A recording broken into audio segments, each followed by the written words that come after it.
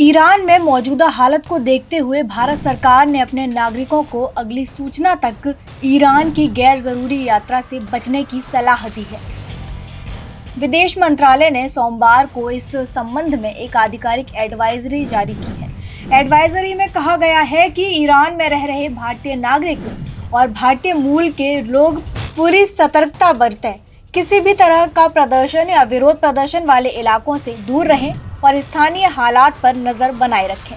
इसके साथ ही भारतीय दूतावास तेहरान की वेबसाइट और सोशल मीडिया हैंडल्स से जारी सूचनाओं पर ध्यान देने की अपील की गई है। विदेश मंत्रालय ने ये भी कहा है कि जो भारतीय नागरिक ईरान में रेजिडेंस वीजा पर रह रहे हैं, वो यदि पहले से पंजीकृत नहीं है तो तुरंत भारतीय दूतावास में अपना पंजीकरण कराएं।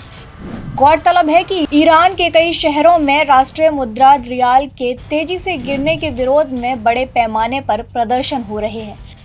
इन प्रदर्शनों के दौरान सुरक्षा बलों और प्रदर्शनकारियों के बीच झड़पें हुई हैं, जिसमें ईरान के कई प्रांतों में मौतों की खबर सामने आ रही है। इस बीच अमेरिकी राष्ट्रपति डोनाल्ड ट्रंप ने ईरान को चेतावनी देते हुए कहा है कि अगर वहां की सरकार प्रदर्शनों को कुचलने के लिए हिंसा का इस्तेमाल करती है तो अमेरिका बड़ी प्रतिक्रिया दे सकता है।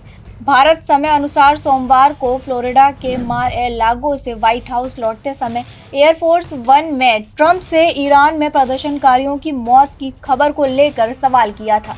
ट्रंप ने कहा था कि हम इस पर नजर बनाए हुए हैं, हम हालात को बहुत करीब से देख रहे हैं। उन्होंने साफ तौर पर कहा है कि अगर ईरानी प्रशासन ने नागरिकों की हत्या शुरू की तो अमेरिका की ओर से कड़ा कदम उठाया जा सकता है।